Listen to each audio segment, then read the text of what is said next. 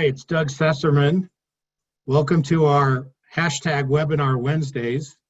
It's noon Eastern Time, 7 p.m. in Israel, and this is our fifth live from Israel Ben-Gurion Briefings webinar series. Our goal here is if you give us 30 minutes, we'll give you insight into some of the science at Israel's most vital university for the future of the country, where there's just amazing work going on, both in educating our 20,000 students, doing world-leading research and developing the Negev.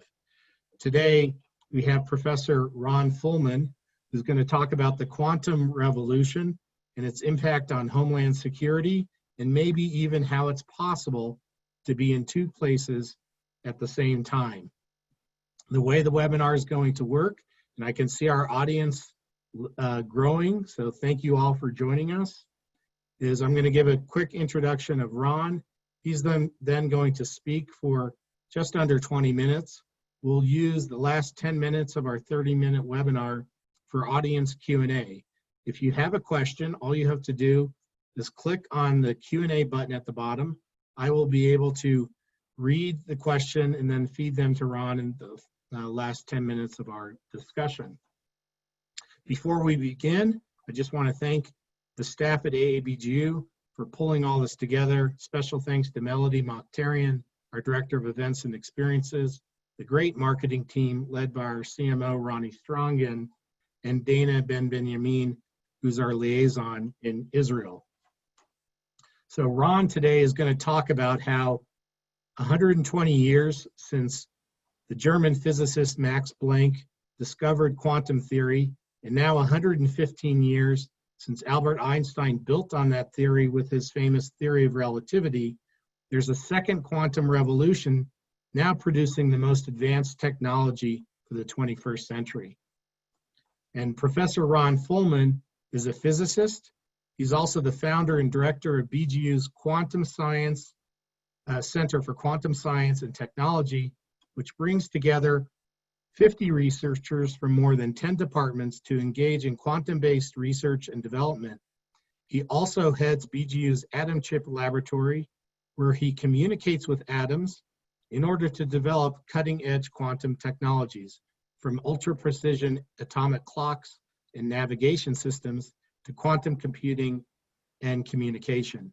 Ron is the founder and director of BGU's nanofabrication facility, producing chips for researchers at Ben-Gurion University and other universities around the world, as well as Israel's high-tech industry. Ron is from Israel, although he has a fascinating background. His parents are from Poland and Russia. He did his undergraduate work at Israel's Open University while serving in the Israeli Air Force as a fighter pilot.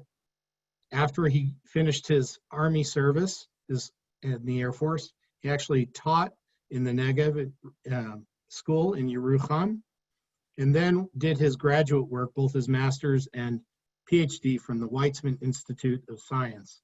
He did his postdoctoral training at the University of Heidelberg in Germany, where he was a Marie Curie Fellow.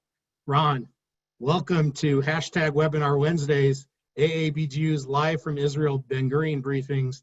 The floor is all yours. Hi, it's good to be here. Thank you for inviting me. And it's a pleasure to tell you a little bit about quantum theory and the second revolution. So perhaps I'll start 100 years ago. When quantum theory was born, people already knew that it's very, very weird. It was so weird that the fathers of quantum mechanics, people like Schrödinger, or he was Austrian, or de Broglie, he was French, or Einstein, he was at that time in Germany, they were the fathers, and they all got Nobel Prizes for their discoveries, but concerning quantum mechanics, but they hated it. Now, how can you hate something that you discover and you're getting the Nobel Prize for it, but they hated it so much that they spent the rest of their life trying to disprove it? They were said, it cannot be that this weird theory is correct. So It has a lot of very odd features that until today we have to struggle. Our common sense has to struggle to really come to terms. So when I have new students in the lab and I tell them, look, this clock, we can put it in 2 places simultaneously. They said, what are you talking about? That's impossible. But then we do the experiment. I tell them quantum mechanics allows an object to be in 2 places at the same time. And they see with their own eyes in the lab that that indeed happens. So there are all these very strange features in quantum mechanics. I just mentioned one, but let me perhaps mention another one. It's called entanglement. If 2 particles met sometime in their past, they scattered from each other like 2 billiard balls, and now one particle, after many years, is in one side of the Milky Way galaxy, and the other particle is on another side of the Milky Way galaxy. And now we do some measurement or we perturb somehow one of the particles, the other particle would instantly know about it. So they have some kind of line of communication between them because they met in the past. We don't know how that works exactly because this communication is much faster than the speed of light. So it's very weird. It actually goes against the theory of relativity, which says that everything could only go at the speed of light and no, not faster than that. So bottom line is... So Einstein was wrong.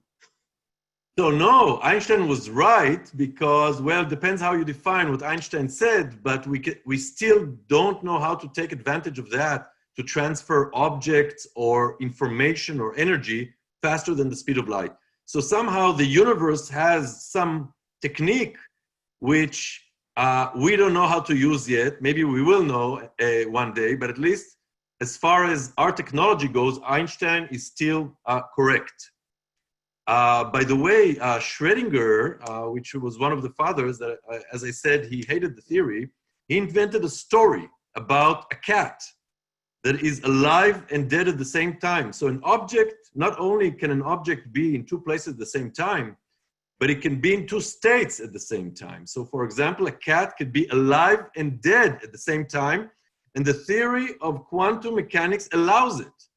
So he invented this, and since then, artists from all over the world always paint cats that are dead and alive at the same time. If you Google it, Schrödinger's cat, you'll see a lot of artistic pictures of that cat that is alive and dead at the same time. So why am I telling you all this about how weird the theory is? Because if a theory is really weird, you can expect that the technology will be earth-shaking, mind-boggling, completely different than any technology we have known before. So it took us 100 years to really believe quantum mechanics and to understand it well enough to be able to come and say, look, now we can make technology out of these very strange rules. And so it took us 100 years, but now we're at the stage where it is called the second quantum revolution, 100 years later, and it's making very quick progress. So let me give you just very briefly some examples of what kind of technology we're working on and how it will change the world. So by the way, of course, not only Ben-Gurion University is working on that. Every university in the world, it's now a huge race around the world, including governments, including big companies like Google, IBM. Everybody's working now on quantum technology. I just heard of a new company, a startup company in the Bay Area that just raised $200 million. Although they don't have a product yet, they don't have a timeline for the product. If they have a product, they have no idea how much it would cost and what would be the market, but they already raised $200 million. So it's really just like we have, unfortunately, a pandemic because of the virus. We now have a pandemic in a good sense because of quantum technology. A lot of people are interested in, and also, of course, every university is trying to stay in the game. It needs a lot of investment, building state-of-the-art labs, recruiting state-of-the-art or the best possible people from around the world to do that. So it's a race. It's a race against time. And Ron, I know you're going to get into this a little bit, but explain, other than yourself, you're one of the world's experts, but what makes BGU special in the area of quantum technology relative to other universities in Israel or around the world? Well, you know, I once had, it's a great question, Doug, thank you. Let me start with a little story. I once had a visit in our lab by the head of the biggest funding agency, scientific technological funding agency in the US. It's called DARPA, and this funding agency. So he came to our lab and I told him, look, what are you doing here? You have in the US like 100, if not 1,000 more scientists than we have. You have much more facilities, many more facilities and equipment and whatever. What are you doing here? So he told me, he laughed and he told me, look, I heard what you guys are doing and I came to see this Israeli chutzpah. That he used the word.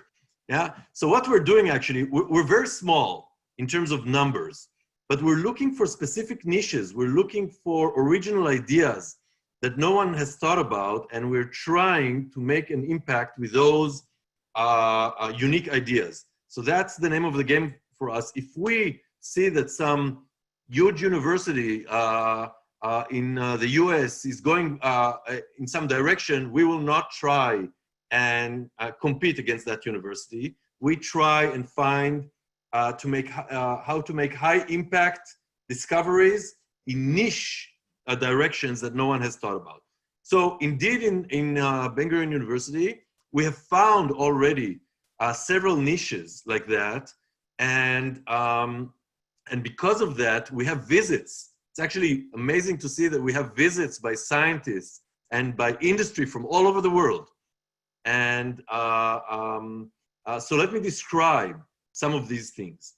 For example, the first thing that is going to happen with quantum technology is that the GPS system, which we navigate by, and from which we synchronize all our timing of all our clocks in our phones, the GPS is going to be obsolete. And the reason is that it's very easy to jam it and to hack it.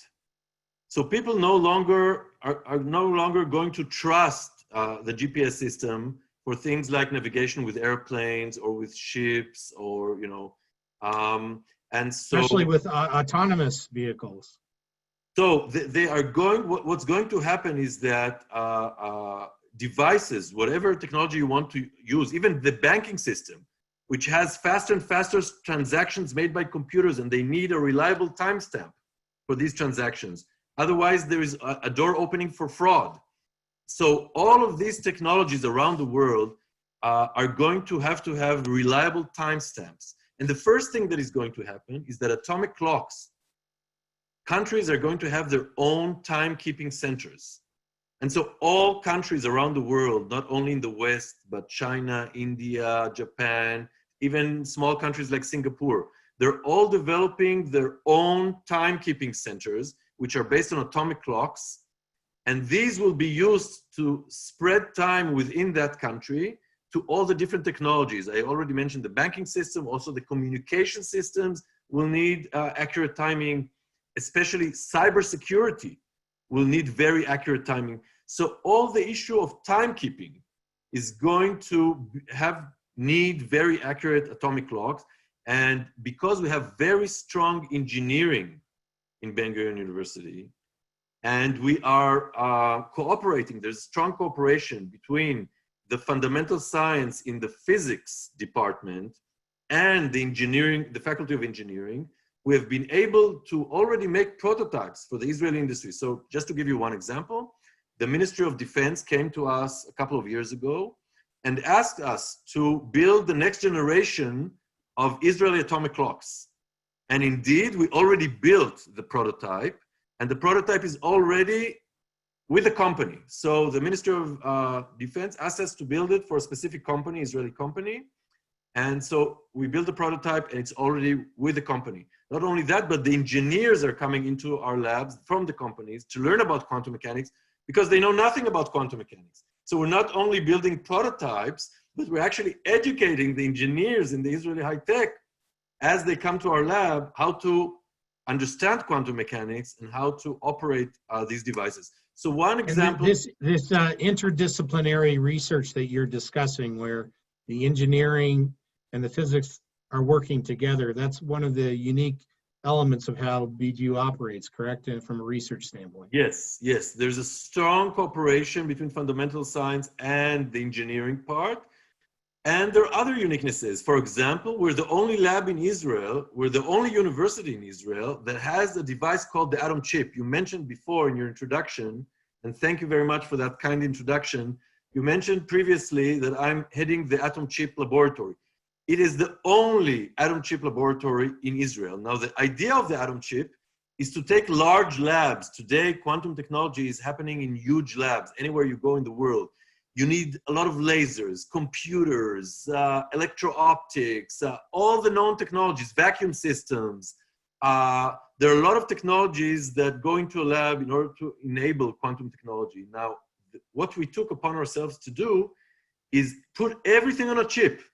So far in the history of the 20th century, there were two revolutions that came because of miniaturization and integration. The first one was the semiconductor industry. You know, when I was a child, I still built radios from transistors this big. One transistor was this big. You know, we had these boards and one transistor. Now, in that size of a chip that you have in your laptop, you can put 1 million transistors. So this revolution that happened, let's say in the 70s, allowed the whole revolution of computers that we have today and mobile phones that we have today. So you see how miniaturization and integration onto chips allowed a very big change in our technology, the technology of humanity. A second revolution came 20, 30 years later, where we learned how to put light on a chip. It's called photonics, and this enabled the communication revolution. So all this internet that we have and wide band pass internet, it's all enabled by photonics and the ability to send lights through fiber communications, and we can send many bits per second. So we already had two revolutions, big revolutions of technology that were based on integration, the technology onto a small chip. So we intend to do the same thing for quantum technology. So there are big labs around the world doing quantum technology, but we say, aha, we're going to put it on a chip, on a small chip. And I can tell you, Doug, and the listeners, that our little facility, the fabrication facility that we built, was the first one in the world that is dedicated to these atom chips. And we're getting requests from all over the world. So it's not just that we're unique in Israel, but we're getting requests. We have sent chips to the UK. We have sent chips to Germany. One of the recent chips went to Amsterdam, to Italy. Actually, I think the most advanced chip we made recently went to the US Air Force. The US Air Force came to us and said, guys, can you make this an advanced quantum chip for us? So our little place in the desert has really built a name for itself in making high impact projects with, as I said before, in niche directions that no one else really is dealing with. So that is our uniqueness. Outstanding. Okay. By the way, just a quick mention to our participants. Again, if you have a question, just click on the Q&A function and you can write your questions there. Some people have been raising their hand during these webinars. We don't open up the communication. So if you do have a question, just click on the link. And while we're doing this, we've got a great one here, Ron, from Jason Goodfriend. He's asking, can quantum computing be thought of as borrowing computing power from a parallel universe? Wow, what a great question. What a great question. I have to tell you that quantum mechanics brings to us such great questions. It's mind-boggling, really, to think about it. So one of the theories that came out of quantum mechanics are parallel universes. So there are many crazy theories that came out of quantum mechanics, and one of them is the fact that every time there is some kind of junction, it's a decision that, for example, a particle goes to the right or a particle goes to the left. And it could do both at the same time. As I said before, we can have a state, it's called superposition, where a particle goes left and right at the same time. So one of the theories is that it goes right in one universe and it goes left in a parallel universe. So there are multiple universes And actually, many physicists around the world take this idea very, very seriously. So quantum computing is one of the technologies, of one of the applications that comes out of quantum technologies that is under the title of quantum technology. I mentioned clocks. Before I answer the question, let me just complete a very short list. So I mentioned clocks. There are also magnetic sensors that perhaps could replace the CT and the MRI in scanning the brain, but completely passively, because we have currents in the brain that make magnetic fields. So very accurate atomic magnetic sensors. We have acceleration sensors that would enable navigation without the need for GPS. We have simulators, quantum simulators that are so good in simulating complex molecules that will be able to engineer new drugs that currently we are not able to engineer. The sky's the limit, really. And now let me go and answer this specific, beautiful question that we received. So quantum computing is expected to be exponentially faster than the best supercomputers we currently have. Actually, it's supposed to be so fast that governments are very scared of quantum computing, because once some government would have a quantum computer, then it could break, it's strong that it could break all the existing codes by which we try and keep some kind of stealth in our communication systems. So the world is going to change, to be completely changed by quantum computing. Now, quantum computing is a very strange device, and it's very strange from many aspects. One of them is that you can think of it as a particle needs to be in different places at the same time. So if an electron in your laptop right now has to go at each specific time through one transistor, because it can be only in one place at each instant, and then another transistor, and another transistor, in quantum computing, the particle, or even the same electron, but we prepare it in a quantum state, can go through 1,000 transistors in parallel. So it's parallel computing. It's very, very strong. Now, because it could go through many channels at once, then the question that you received is very relevant. Because as I said, what part of the ideas about quantum mechanics, that if there's a junction, it can go in parallel through many places at the same time, then it goes in this universe through one place, and in all other universes, in all other directions, are in other parallel universes. But at the end, we get an answer to the calculation in this universe, because eventually the idea is, the algorithms that are being developed mean that we can get an answer in this universe. So as I said before, the two particles can communicate from the edges of the Milky Way in some strange way. To use parallel universes and to get the answer of this parallel computing in this universe, you'll probably again have to have some kind of weird communication that we don't know how to take advantage of, maybe one day, but not today, communication from what's happening in the other universes in order finally to get the answer of the computing here. I want to tell you a little story about how hard it is to build a quantum computer, just so you know. Quantum mechanics is about very small dimensions. So if you actually take a clock, for example, like we did for the first time ever, in Ben-Gurion, we took a clock and put it in two places at the same time. There's a beautiful video, if you want to see, animated video on how that works. So we were the first in the world to do that. And when you do this kind of strange things with quantum mechanics, these are very delicate states. And if you're not careful, the environment, which is a normal day-to-day environment, like in the lab, immediately crashes this state. It's a very delicate state. You have to isolate it and protect it like a baby.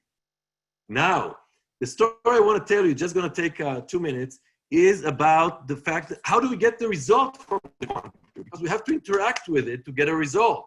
You have to interact with something to know something about it. Yeah. And the minute you interact with the quantum computer, you're going to crash it, because I just told you that a very delicate quantum state needs to be isolated. So how are you going to get the result from the quantum computer if you have to keep it isolated to work? I like to tell the story of a Tibetan monk. When people ask me about it, I tell them the story of a Tibetan monk. The story goes like this. Some mathematicians and philosophers and great people of logic in the West tried to solve some riddle, and they couldn't. And so they said, well, maybe you need completely different logic. Maybe the logic we heard that some Tibetan monks have completely different logic. So they went to Tibet, they found a famous monk, and they told him, this is the riddle, can you solve it? He says, yes, I can solve it. They said, great, once you solve it, please get on the internet or email or fax or whatever you want, the phone, and tell us the answer. He says, no. To solve it, I need to go into a state of deep meditation. I need to go to a state of enlightenment. Then I'll know the answer. But the minute I touch a phone or an email or a computer, it goes away. I remember nothing. So this is an analog of what's happening with the quantum computer. We had to find ways of how to get out the information after these weird rules of the game did their calculation without hurting the very thing we want to protect. So it's a very interesting game of cat and mouse, how you, on the one hand, keep a quantum system alive. It's very delicate, you protect it like a baby, but on the other hand, you have to interact with it. And when a student comes to my lab, the first thing I'm telling him is that actually we should have been in the literature department. So he says, why? What are you talking about? I say, because what we're really doing here is we're developing a dictionary from human language to atom language. We're learning how to speak to atoms without really disturbing them too much. So it's a very delicate kind of conversation. You speak very quietly, you don't shout, you don't use foul language, you're very, very delicate. And then maybe the atom is still in a quantum state and it could measure time or do a computation or measure magnetic field and all those things that I talked about before. Well, thank you, Ron. Your talk is so fascinating. You are actually breaking a new record. Our ratio of questions to participants is the highest it's ever been. So for those of you who want to ask a question, I'm going to try to get to more of them. Just click on the Q&A function. First, Ron, we have both Bob Fay and Ellen Marcus sending their regards. And Thank you very much. Thank you. Bob remembers a visit in your lab in the basement 3 years ago. Please come again. It was wonderful for you to visit, and please come again. Terry Alpert asks, how soon do you expect our commonplace encryption to be obsolete? Please talk about the impact on this for everything from secured web pages to blockchains, infrastructure security, etc. Okay, first of all, as you may know, the Israeli government declared Beersheba and BGU as the cyber center of Israel. So we are really very strongly involved in cyber safety, cyber security. And by the way, Deutsche Telekom, one of the biggest communication companies, probably the biggest in Europe, has its first ever R&D center outside of Germany at Ben-Gurion University. So we're very proud of that because they want to work with us on cybersecurity. Now, the problem is who will have the first quantum computer and will we know about it?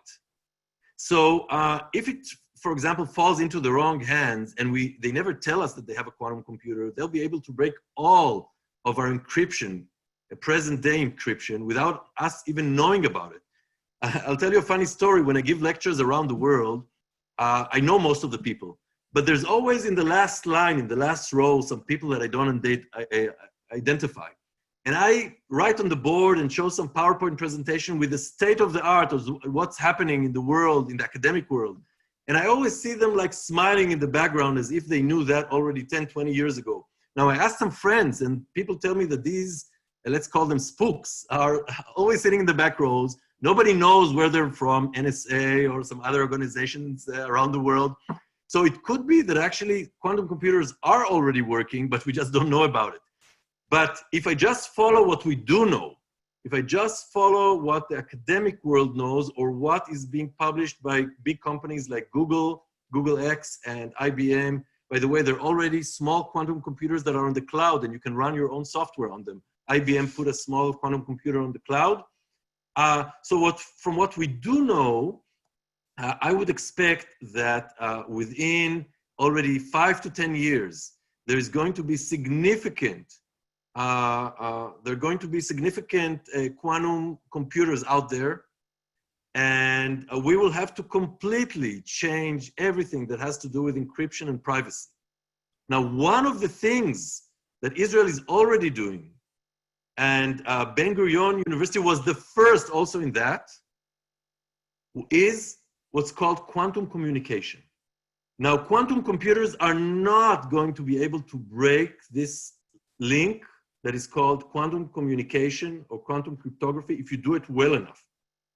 Now, already 10 years ago, in Ben-Gurion, there were some people that realized quantum communication protocol. And this is something that is now in Israel going very strong, including high-tech companies, young high-tech companies that are going to specifically focus on quantum cryptography, quantum communication, for Homeland Security again. By the way, all of these applications that I talked about are crucial for Homeland Security. I don't know if you know, but the Iron Dome system in Israel that was performing beautifully in recent years already uses atomic clocks for its very accurate navigation. So quantum technology is already being used for Homeland Security, but there are many more applications that would be needed in the future. And can we, if you, I can't believe it, but the half an hour is already up, but our audience is really. Sorry, I talked too much. Sorry. No. We have great participation. We haven't had one participant drop off. So out of the privilege of the moderator, we're just going to go a little bit longer. If you have the time, but I wanted you to just elaborate a little bit more on Homeland Security and the relationship between quantum technology, defending the state of Israel, the Homeland Security Research Institute at BGU, and your work. What are you doing now, and where do you see it going in the future? Okay, so Ben-Gurion University currently is involved almost in every aspect of quantum technology. I already told you about atomic clocks that we're building for the high-tech industry in Israel. We just delivered an atomic magnetic sensor for Homeland Security applications. I cannot mention what they are, but to the Israeli aerospace. I can measure the company that received it, the prototype. It's to the Israeli aerospace industry. We're involved in quantum communication. We're involved in medical applications. Actually, we have just received Ben-Gurion University, and this project is headed by Professor Shlomi Arnon, just received a big grant for Brussels from the EU to develop medical applications using quantum technology, quantum light. These are photons, single photons, entangled photons, to detect breast cancer. So actually, we think we can even use quantum technology to detect breast cancer. I mentioned before scanning the brain. The list of applications is really endless. So Ben-Gurion University has now a big group. You mentioned the Center for Quantum Science and Technology that has dozens of researchers now working together on this. And this connects very strongly to Homeland Security because we will need for Homeland Security accurate timing.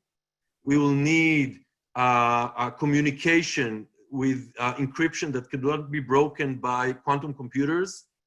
We will need independent, it's called inertial navigation systems that cannot be hacked or jammed.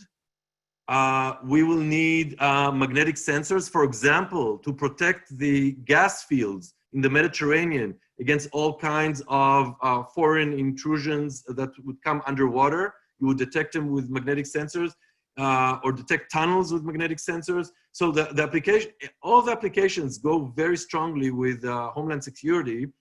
And I have to tell you something I'm very proud of. The guy who has now just recently, a few weeks ago, been nominated to head the quantum technology national project in Israel.